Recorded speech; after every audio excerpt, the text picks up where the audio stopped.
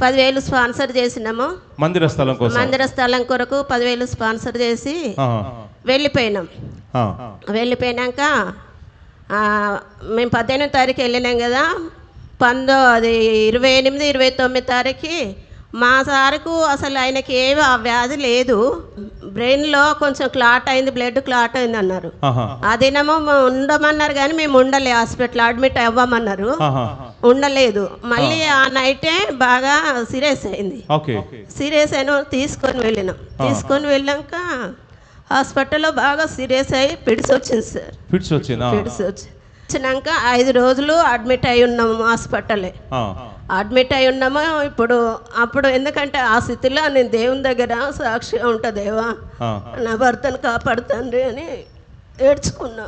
కాకపోతే మొదటిసారి మేము వచ్చిన రోజు సాక్ష్యం చెప్పలేకపోయాను. అది సారు చెప్పుకున్న దేవుడికి.